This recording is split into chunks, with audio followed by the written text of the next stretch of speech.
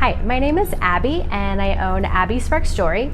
As someone who has helped hundreds of clients get engaged by making and designing engagement rings, I'm going to go into some more detail about some of the things to avoid from a materials standpoint and from a design standpoint. By the end of this video, you're going to feel really confident when you're considering options for these trendy engagement rings, and you're going to avoid the things that will be pitfalls and cause that ring to fall apart in the future. Let's start with stones. So a lot of rings right now are being marketed as engagement ring options, but they contain stones that are not necessarily durable. Some examples include opals, labradorite, turquoise, pearls, and moonstone.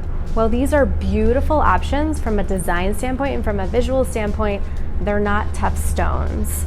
What do you need to know about tough stones? There's this thing called the Mohs Hardness scale. It's basically a scale just with numbers essentially on the durability, that inside durability of that stone, how hard it is. So you want something to be really, really hard so it lasts an entire lifetime. If it's not really, really hard, then it's gonna break. It risks breaking, chipping, water eroding the inside. So you want to stick with these tougher stones for engagement rings because you want that stone to withstand the test of time. You want to avoid these stones that are on the lower end of that Mohs scale. So from 1 to 6, not a good engagement ring choice. A good fashion jewelry choice, wear it to dinner, wear it every once in a while, cocktail ring, but not every day, banging it around, driving, cooking, not good choice, unless it's that 7 to 10 range. If you are shopping, when in doubt, Google Mohs Hardness and whatever that stone is. Mohs Hardness moonstone, Mohs Hardness turquoise.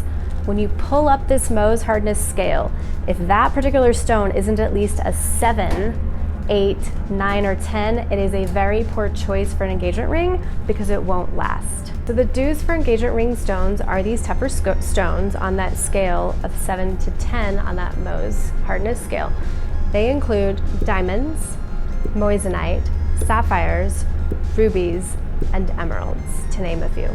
Also do's are prongs that are a little bit bigger, and little tiny stones.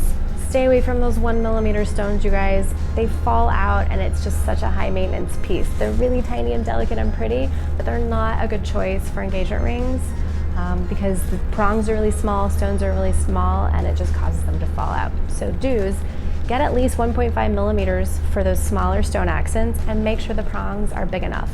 And if they're not, keep going. Find something that does have those elements. I hope you found this video helpful today so that you can confidently go in and make great choices for your engagement ring. Like the video, put some comments below, ask some questions. I love interacting with people. Subscribe to our channel, share it with a friend, and we'll see you on the next video.